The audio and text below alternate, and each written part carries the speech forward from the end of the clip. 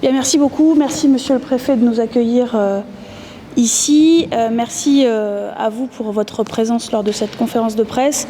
J'ai visité cet après-midi. Vous croyez que c'est utile? C'est comme vous voulez. Je pense que ça résonne beaucoup et que. Comme vous voulez. Ouais, non, je vais faire ça. J'ai visité en début d'après-midi un centre social, le centre social Alma, parce que il participe à ce que à l'un des axes importants de la loi du 24 août 2021, qui est la partie sur l'égalité des chances. Le quartier dans lequel ce centre social est installé est un quartier compliqué, dans lequel il y a des difficultés importantes, Monsieur le Préfet, et dans lesquelles ce centre social finalement garantit le respect des valeurs républicaines d'une part, mais d'autre part accompagne de manière individuelle, je ne sais pas si vous m'entendez bien, accompagne de manière individuelle les jeunes et les moins jeunes d'ailleurs de ce quartier, avec des projets très intéressants portés notamment par les femmes du quartier. Ensuite, j'ai présidé avec Monsieur le Préfet une CLIR, donc une cellule de lutte contre l'islamisme et le repli communautaire, qui est l'un des outils majeurs de l'axe 1, l'axe régalien de la loi du 24 août 2021, et qui permet en fait tout simplement de faire le suivi d'une part des signalements en matière de radicalisation, et d'autre part de mettre en place les outils d'entrave pour toutes les organisations qui sont liées de près ou de loin à cette problématique. Donc j'en viens à l'objet de cette conférence de presse. Donc l'idée d'aujourd'hui, c'était de faire le point un an après le passage de la loi. Donc d'abord, je voudrais dire que la loi du 24 août 2021 s'inscrit dans une démarche qui a été initiée dès 2017-2018 avec un certain nombre d'outils, mais il manquait des outils législatifs donc, qui ont été actés lors de la loi du 24 août 2021. Et la première chose, c'est d'indiquer que à la suite du passage de cette loi, l'ensemble des textes d'application ont été pris dans l'année qui a suivi le passage de la loi, ce qui n'est pas toujours le cas, mais qui a été le cas en l'occurrence. Donc je pense que ça prouve aussi tout l'intérêt que porte le gouvernement à ce dispositif. Ce dispositif, donc, il y avait 3 axes. Le premier axe, qui est l'axe régalien, qui est dont les principes sont de lutter contre les atteintes aux principes, aux valeurs, aux lois de la République, donc avec un certain nombre de dispositifs, et notamment les CLIR, et celle que nous avons co-présidée avec le préfet cet après-midi. L'idée, c'est avec cet axe-là que nous avons réussi à obtenir des résultats importants, dont je vais vous donner quelques chiffres. Donc 26 000 opérations de contrôle qui ont été menées, 836 fermetures d'établissements ont été opérées de manière temporaire ou définitive, 56 millions d'euros ont été redressés ou recouvrés, et 551 signalements ont été effectués au titre de l'article 40 du Code de procédure pénale à titre individuel ou collectif. Donc ce premier axe, et c'est l'axe qui concerne principalement le ministère de l'Intérieur, a donné déjà, malgré le fait que cette loi n'a été promulguée qu'il y a un an, des résultats concrets et mesurables.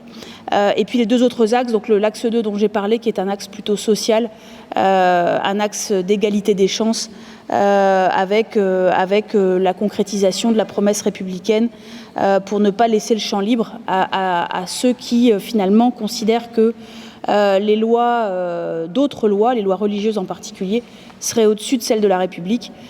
Et donc l'idée, c'est de montrer que la République offre à chacun les outils pour accéder à ses objectifs de vie avec les mêmes chances. Pardon.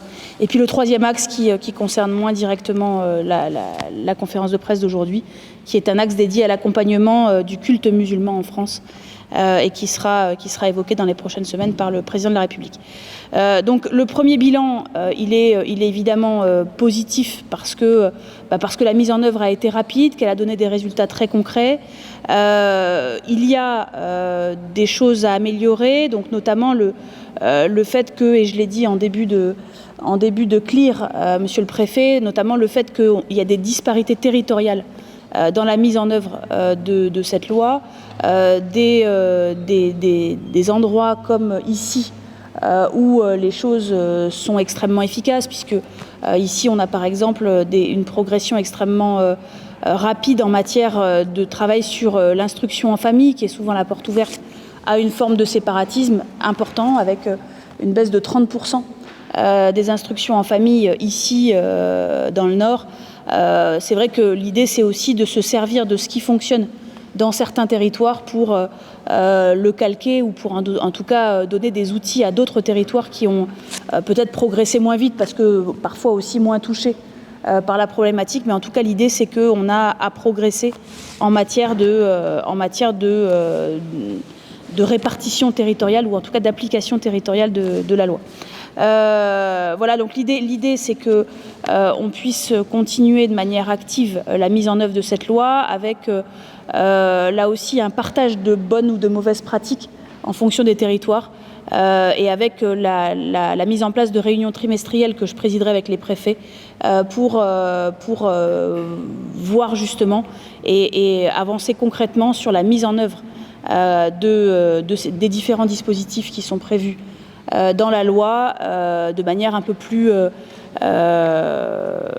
uniforme selon les territoires. L'uniformité étant pas la mise en place de mêmes dispositifs, puisque évidemment on n'a pas les mêmes problématiques et donc les mêmes problématiques ne doivent pas appeler des réponses identiques, mais en tout cas la même volonté et la même efficacité dans la mise en œuvre. Voilà, je ne sais pas si j'ai oublié des choses, monsieur le préfet, monsieur le préfet aussi. Et si vous avez des questions, on y répondra bien évidemment. Vous avez donné, madame la secrétaire d'État, les chiffres nationaux. Est-ce que vous pouvez en faire une déclinaison régionale, peut-être, des chiffres notamment en termes de signalement? Oui, absolument, mais il est d'usage que le préfet intervienne quelques jours après le ministre, donc j'ai prévu de faire une communication plus précise de ce qui est fait dans le département du Nord dans quelques jours. Avec les mêmes chiffres, enfin pas les mêmes chiffres, les mêmes déclinaisons.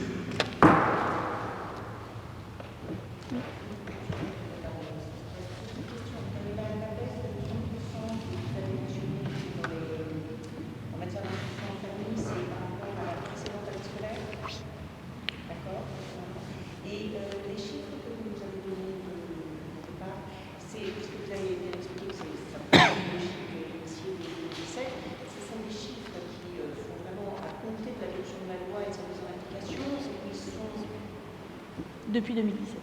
Ah, depuis 2017, d'accord. Ok, merci. Oui. La polémique à Poitiers autour des subventions pour Alternativa a relancé un petit peu le débat sur les contrats d'engagement républicain pour les associations. Est-ce que, selon vous, l'esprit de cette loi voudrait qu'à chaque fois que l'URI maintient des subventions à une structure, une association qui fait référence à la désobéissance civile, on aille devant le tribunal administratif pour faire cesser ces subventions? Est-ce que c'est ça que porte cette loi? Est-ce que c'est la logique de cette loi? La logique de cette loi, c'est de considérer, en tout cas de la partie qui concerne les contrats d'engagement républicain, c'est de considérer que l'État n'a pas à financer des associations qui, soit elles-mêmes, soit n'encouragent pas, soit encouragent à ne pas respecter les valeurs ou les lois de la République. Quand on fait des formations à la désobéissance civile, on appelle à ne pas respecter les règles ou les lois de la République. À ce titre-là, l'organisation n'a pas été dissoute, elle n'a pas été attaquée, simplement elle n'a pas à être financée par l'État. L'État finance 6 milliards de subventions aux associations par an.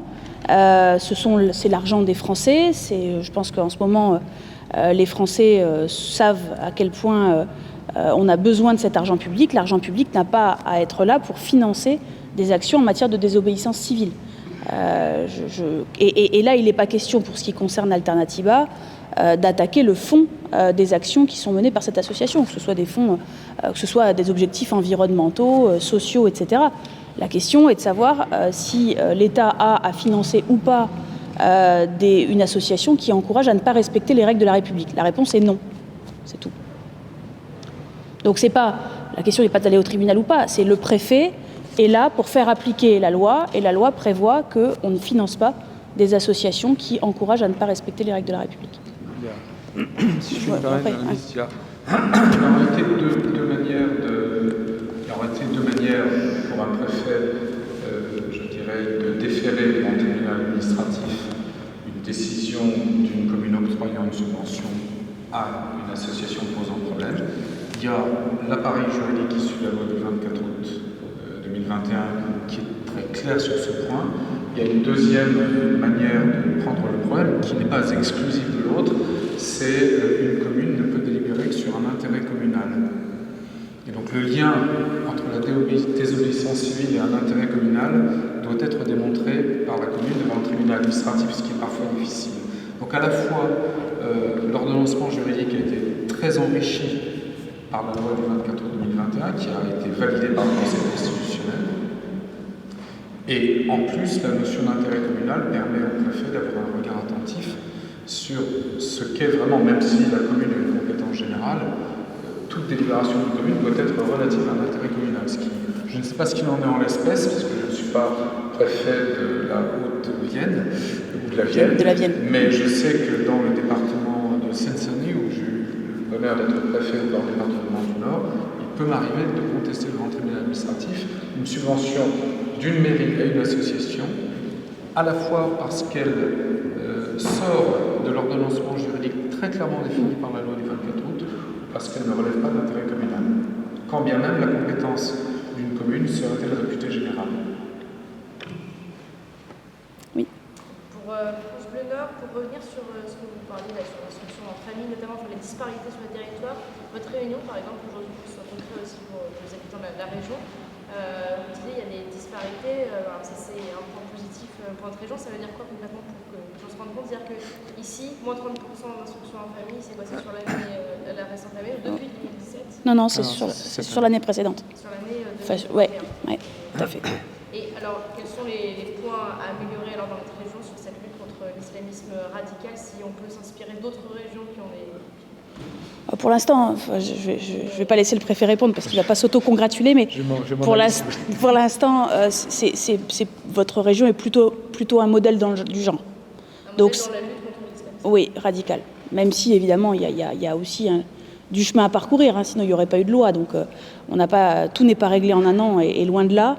Mais en tout cas, dans la mise en œuvre des outils de signalement, d'entrave, dans la collaboration entre les services, dans les résultats concrets sur le plan des organisations et sur le plan des signalements article 40 à titre individuel, très clairement, la région est plutôt un exemple en la matière.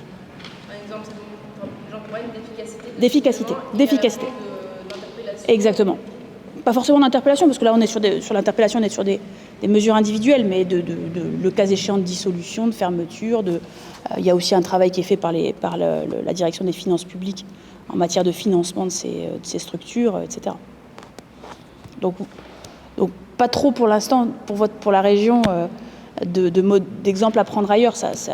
Clairement, il y a beaucoup d'énergie qui est mise par le préfet et par les services pour que les choses avancent dans le bon sens. Développer un peu sur l'instruction en famille. Oui, en famille. Montrer que c'est 30% par exemple au moins. Voilà, expliquer aussi. Je vous laisse faire peut-être, monsieur. La méthode que nous avons utilisée, c'est bon. La méthode que la ministre nous a demandé d'utiliser est une méthode reposant sur une très forte coopération, évidemment, avec l'éducation nationale qui examine l'instruction en famille et qui, depuis la loi du 24 août, doit délivrer une autorisation. La loi du 24 août a, fait franchir un cap décisif en donnant à l'inspecteur d'académie, d'ASEN, un pouvoir d'autorisation, donc de refus. Ce que l'on a constaté, d'abord, il y a une pointe d'effort qui a été faite sur quelques communes sur lesquelles on fait une concentration de demandes d'instruction en famille importante. Maubeuge, Tonneins, Roubaix, Tourcoing, Lille, ce sont des communes sur lesquelles on a constaté effectivement une baisse pouvant aller jusqu'à 30%, une baisse globale de 30% avec parfois des pointes assez importantes. Il y a eu deux types d'attitudes. Tout d'abord, on a eu moins de dossiers de demande d'instruction en famille. La loi a eu un effet assez puissant tendant à faire réfléchir les familles sur la portée de l'instruction en famille. Donc c'est un effet vertueux de la loi. Et puis derrière, il y a une procédure volontaire, discrétionnaire, comme l'a très bien expliqué la ministre, où, au regard des critères avancés par la famille, l'inspecteur d'académie a prononcé un nombre élevé de refus d'instruction en famille. Pour les dossiers qui ont été acceptés, la ministre a tout à l'heure validé le plan de contrôle que nous mettons en œuvre, qui est un plan de contrôle qui reposera sur deux idées. Première idée, on le fait tôt. C'est-à-dire que l'inspecteur d'académie et moi-même nous sommes mis d'accord sur l'idée que les contrôles, notamment sur les communes sur lesquelles on a eu pas mal de demandes, où très clairement les contrôles seront faits avant Noël. C'est-à-dire que la ministre nous a demandé de ne pas attendre les vacances de Pâques, ce qui me paraît de bonne administration. Ce qui permettra aussi de rescolariser les enfants sur lesquels les contrôles de l'éducation nationale ont constaté des problèmes. Et puis il y a un deuxième type de contrôle qui est fait par les communes, parce que vous savez que c'est enseignement sur l'école primaire, on observe du retrait d'instruction en famille, les communes elles-mêmes font les contrôles sur les conditions matérielles dans lesquelles vit l'enfant. Nous pensons que ces contrôles étant rapidement faits, nous pourrons d'abord déceler des problèmes purement pédagogiques, auquel cas l'instruction en famille, il y sera mis fin à l'autorisation en cours d'année, et la ministre nous a demandé de faire très attention à la rescolarisation de l'enfant. Et on peut à cette occasion constater d'autres problèmes qui peuvent donner lieu à des signalements au titre de l'aide sociale à l'enfance. Voilà. Donc c'est un système sur lequel vous avez trois axes. Moins de demandes parce que la loi a eu un effet pédagogique, elle fait réfléchir les familles sur la portée de l'instruction en famille et sur les exigences nouvelles fixées par le gouvernement et le législateur. Deuxièmement, une administration qui a prononcé plus de refus et qui contrôle plus, en lien avec les communes. Voilà. Donc c'est un système, je dirais, global, que la ministre nous a demandé qu'elle a validé tout à l'heure et qu'elle nous a demandé de mettre en œuvre assez rapidement, si possible avant Noël, pour la totalité des instructions en famille. Voilà, je dois dire que pour avoir été préfet dans de nombreux départements et avoir examiné cette question depuis longtemps, je considère que la performance qui a été faite par l'éducation nationale dans le Nord est une rupture, enfin, c'est un vrai changement. Ce qui veut dire que la loi va vraiment porter ses fruits. Et au-delà de la loi, comme l'a très bien redit la ministre, une loi est une chose. Son application, le fait que l'administration ait pris des décrets circulaires rapidement, à l'instigation de la ministre, et que les plans de contrôle soient rapidement établis, bien vite validés, mis en œuvre rapidement, fait que le système a de la crédibilité. Juste un mot pour vous dire également que j'ai rappelé aussi la volonté du ministre de l'Éducation nationale d'avoir des statistiques les plus précises possibles en matière de signalement sur les signes religieux à l'école. Ça a été dit par le ministre en début de semaine et la question a été posée des abayas et j'ai rappelé, puisque je l'avais déjà fait, mais j'ai rappelé qu'ils étaient des signes religieux par destination et que donc la jurisprudence du Conseil d'État était très claire sur le sujet. Et à ce titre, ils sont donc interdits dans les établissements scolaires. Voilà, mais effectivement, il y a, je pense, la nécessité, et ça a été rappelé tout à l'heure, d'avoir des chiffres les plus précis possibles sur les signalements en la matière. Justement, Monsieur le Préfet, les abayas dans la région, c'est un sujet de préoccupation. d'inflation ou c'est Oui, sur il y certaines. a des points de vigilance particuliers Ça va. géographiques? Oui, il y a des points de vigilance. Pardon, je reviens un peu en arrière, mais sur les 30% des cas où les autorisations d'instruction en famille sont refusées, est-ce que vous diriez que dans la quasi-totalité des cas, c'est parce qu'il y avait une logique justement? C'est pas 30% de refus, hein, il l'a expliqué. Pardon, sur les 30%, il y a de l'ordre de 15% qui sont des non-demandes, puisque en fait la loi a fait que les gens n'ont même pas été, on considérait que désormais... Refus, donc est-ce que c'est essentiellement pour des raisons religieuses, de repli communautaire? Non, c'est des absences de garantie pédagogique, dans lesquelles il y a de toute évidence des résultats effectivement d'insuffisance de garantie républicaine au sens où la loi les définit, mais il y a des cas où il y avait une insuffisance de garantie pédagogique donnée par les parents. Mais ce sont des refus qui sont largement inspirés par la loi du 24 août 2021, qui a vraiment permis de franchir un cap décisif sur ce sujet. D'autant plus que l'instruction en famille peut être dévoyée en école clandestine. C'est un phénomène qu'on voit souvent en Seine-Saint-Denis. C'est-à-dire que l'instruction en famille, en réalité, ne se fait pas en famille, elle se fait en famille regroupée, et dans ce cas-là, on tombe sous le coup d'une école clandestine, on en a vu de nombreux cas en Seine-Saint-Denis. Il y avait un cas dans le département du Nord, récemment, qui a fait l'objet d'une judiciarisation. Monsieur le préfet, quand vous dites baisse de 30%, est-ce que derrière le pourcentage, vous avez un chiffre d'enfants concernés?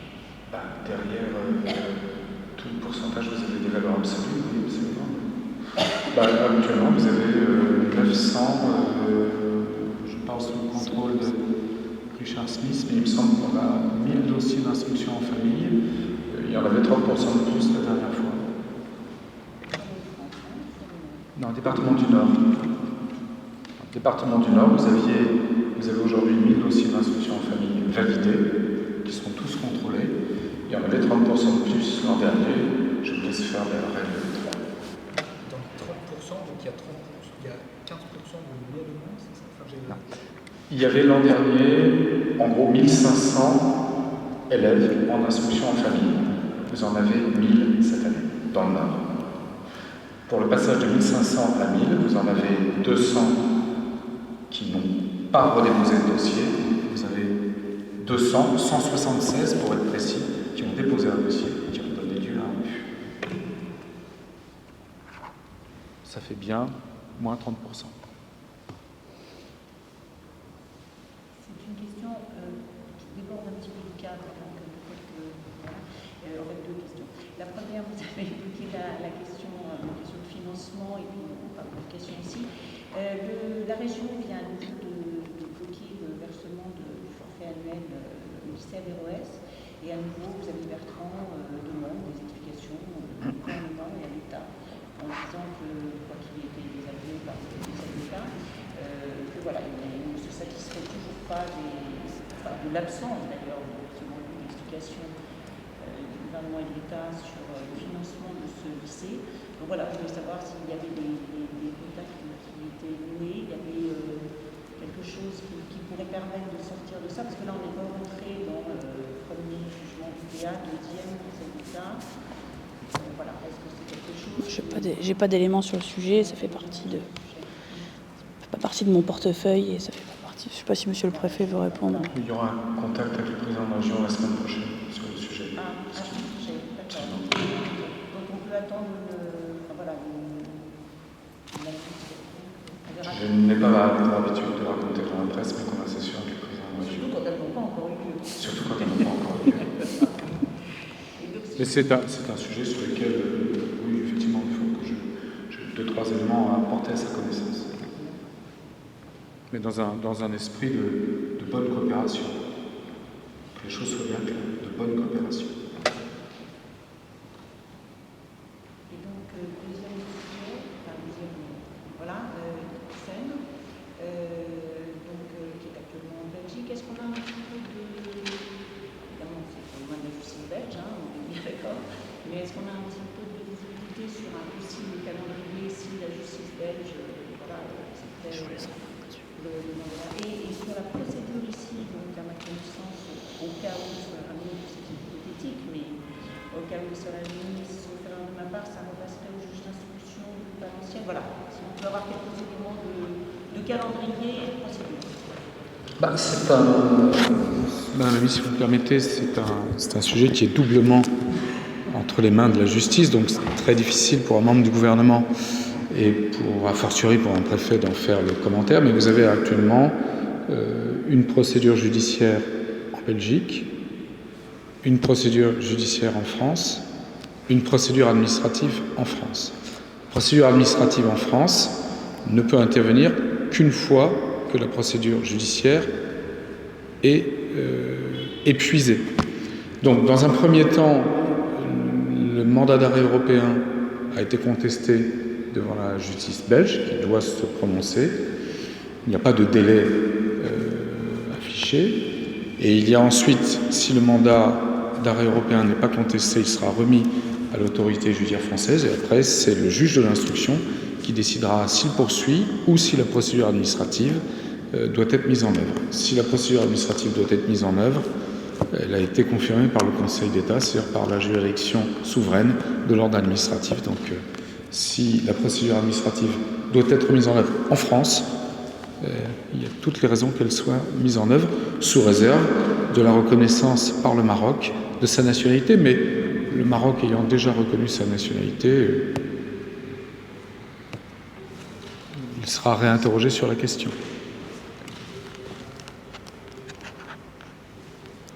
Bon, merci.